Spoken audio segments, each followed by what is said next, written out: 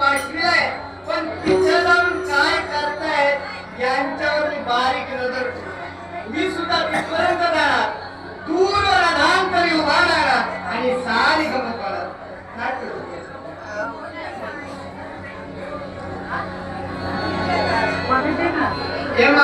शांताराम चष्मे आले, शांताराम चष्मे आले, कणकवली एसटी स्टँड समोर मोफत डोळे तपासणी आहे त्यांच्याजवळ.